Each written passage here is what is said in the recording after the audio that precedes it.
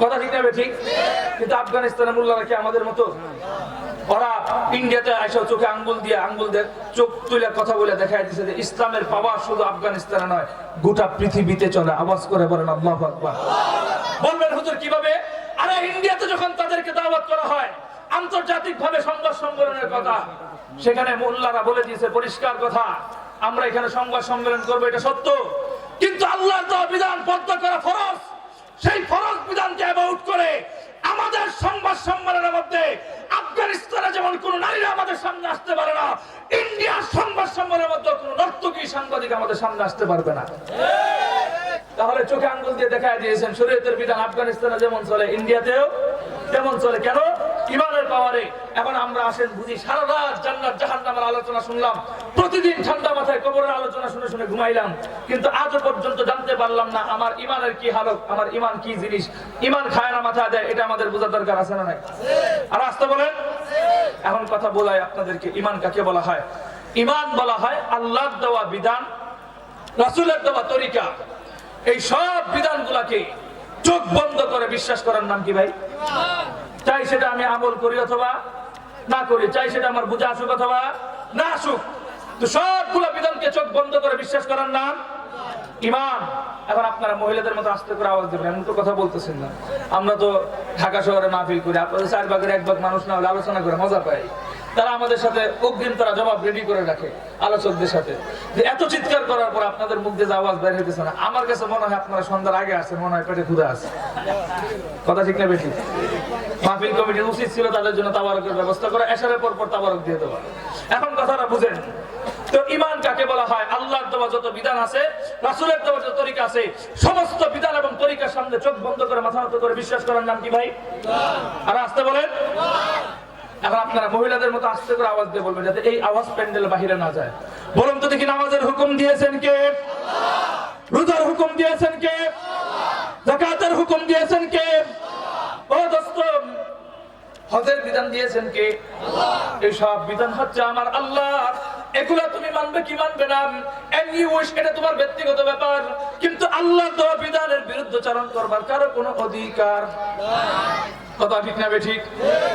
এখন বুঝেন, মনে করেন আপনাদের এলাকার এক নওজোয়ান যুবক, বয়স হয়েছে 25 বছর, বিশাল বড় এক দামড়া পাঠা, ভুলেও কোনোদিন পশ্চিম দিকে সেজদা দেয় না, এরকম লোক আছে না? আর আসতে এই যে নামাজ পড়লো না, ওরা আপনারা কি বলবেন? ইমানদার না বেঈমান? বেঈমান হয় কি করে? 5 ওয়াক্ত নামাজ না পড়তে পারে, জিলাপির টানে হলেও তো শুক্রবারে জুমার নামাজ পড়ে। কথা বলে এই জুমার নামাজও না পড়তে পারে, টাকা এবং অর্থনৈতিকের পাওয়ারে সভাপতির পদের গরমে ঈদের দিন ইমাম সাহেবের সামনে যায় এত বসে। কথা ঠিক না বেঠিক? জুমা না পড়তে পারে, ঈদ হলেও তো পড়ে। এমন লোক আছে ঈদও না পড়তে পারে, বিপদে পড়ে কোনো না কোনো আত্মীয় স্বজনের জানাজারে তো যায়।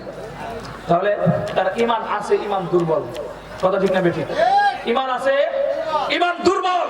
কিন্তু আরেক ব্যক্তি আছে 5 ওয়াক্ত নামাজও পড়ে, তাহাজ্জুদও পড়ে, সবকিছু ঠিকমতো পড়ে, কিন্তু দোস্ত বুঝবার চেষ্টা করেন, সবগুলো ঠিকমতো পড়বার পরে এলাকার ইমাম সাহেবরা এসে জিজ্ঞেস করে, ইমাম সাহেব হুজুর কয় কি?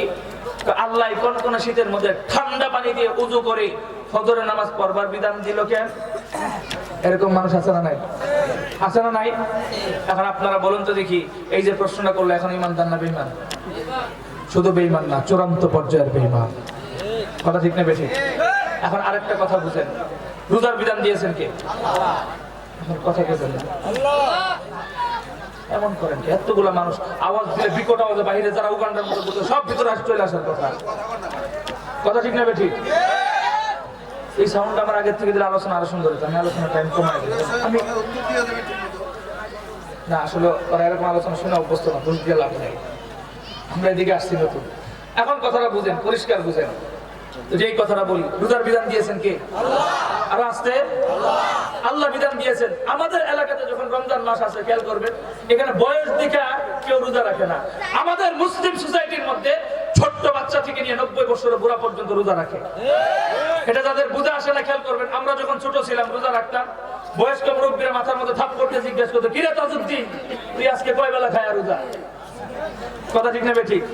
কয় বেলা খায় রোজা মানে শেষ রাত্রে ভাত খাইছি কিনা। তো ছোটবেলায় আমরা যারা রোজা রাখতাম সবাই শেষ রাত্রে ভাত খাইতাম, কেউ সকাল 7টা পর্যন্ত, কেউ সকাল 10টা পর্যন্ত, কেউ জোহরে আজান পর্যন্ত, কেউ আসরে আজান পর্যন্ত, কেউ ইফতারি টাইম হবে তার 20 মিনিটের আগ পর্যন্ত রোজা রাখছি, পেটে কুলায় না রোজা ভাঙিয়ে ফেলছি, কারণ রোজার বয়স হয় নাই। কথা ঠিক না বেঠিক? তাহলে সবাই রোজা রাখছে, এটা তো বুঝেন। তো এখন একটা কথা বলুন, সবাই যখন রোজা রাখতো, তো আপনাদের এলাকায় ছোট্ট ছোট্ট যে বাচ্চা আছে, এগুলো বাচ্চার মধ্যে অনেক বাচ্চা অনেক সুন্দর হয়।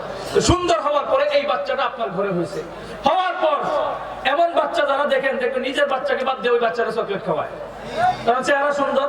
তো এই বাচ্চারা আপনার ঘরে হওয়ার পর অনেক গুলো বাচ্চা, আপনিও খুশি। তো এই বাচ্চারা আপনি বাংলাদেশের খাবার না খাওয়ায় ইন্ডিয়ার বর্ডারের খাবার খাওয়াইছেন, বা পাকিস্তান থেকে খাবার এনে খাওয়াইছেন, অনেক ভিআইপি খাবার খাওয়াইছেন। তো আপনার বাচ্চা যে বয়সে ওজন থাকবার কথা ছিল 5 কেজি, ওরা ওই বয়সে বানাইছেন 18 কেজি। কয় কেজি? 18 কেজির এই বাচ্চা, ওর যখন বয়স 7-8 বছর হয়, তো অন্যান্য পোলা বানাচ্ছে অনেক মোটু দেখা যায়। গুলোমুলো এই বাচ্চা সবাই যখন রোজা রাখে, আপনি আপনার সন্তানকে ঘুম থেকে ডাক দেন না, স্বাস্থ্য খারাপ করবে বিধায়। সবাই যখন রোজা রাখে, আপনি আপনার সন্তানকে কোনোদিন তাকিদ দেন নাই, পরীক্ষা ফেল করবে বিধায় রোজা রাখান নাই। তো রোজা না রাখতে রাখতে বয়স হয়ে গেছে 25 বছর। কয় বছর বলেন সবাই? কয় বছর? 25 বছর। বিশাল বড় এক দামড়া পাঠা। এই বয়স যখন হয়েছে, এখন তার রোজা রাখে না। আর রমজান মাসে যখন আগুন ধরায়, সবার সামনে কি ধরানো যায়? দেখবেন ঈদগাহ মাঠে, বিভিন্ন বাড়ি সিপাই সুপায় আগুন টাগুন ধরায়। তো আলহামদুলিল্লাহ আমাদের এলাকায় সিসি ক্যামেরা না থাকতে পারে, আমাদের এলাকায় কিছু মাছাছিরা আছে যারা সিসি ক্যামেরা আছে তো ভয়ঙ্কর। আর আসতে কন যারা যারা ঠিক করছেন আজকে বাড়ির যায়। মুহতারাম হাজিরিন, এখন কথাটা পরিষ্কার বুঝেন। তো মাছাছিরা কেমনে ভয়ঙ্কর হয় দেখবেন। আপনার পোলার বউ আপনার ঘরে সংসার করে কি কি ভুল করে, আপনি আর আপনার বউ না জানলেও পাশের বাড়ি চাচি এসে ঠিকই বলে দিয়ে যায়। কথা ঠিক না বেঠিক? মুহতারাম হাজিরিন, কিন্তু ওই চাচিরা দেখবার পর আর মারে যায় কোথায়? কেউ আমার যে 2টা ছেলে আছে, বুকের হাড্ডি গিয়ে পিঠের মধ্যে লাগে, এখনো পর্যন্ত শাস্তি নিয়ে দাঁড়াইতে পারে না, তারপরে তো 10টা 12টা 18টা করে রোজা রাখে। আর তোমার এই বিশাল বড় দামড়া পাঠা একটা রোজা রাখার চেষ্টা করে না। মা শরম পায়, কয় দুষ্ট আর ওর না, দুষ্ট আর বাবার আর আমার, আমরা স্বাস্থ্য খারাপ করবো বলে কোনোদিন রোজা রাখাই নাই।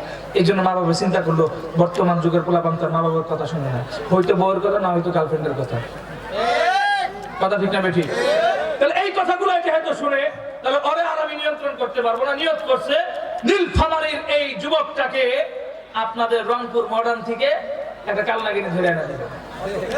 কালনাগিনী ধরে আনা দেওয়ার পর শাশুড়ি তার বৌমাকে বলতেছে, বৌমা খবরদার, তোমার হাতে আমার এই ছেলেটাকে তুলে দিলাম, ও কিন্তু জীবনে রোজা রাখে না, রোজা রাখার দায়িত্ব কিন্তু তোমার।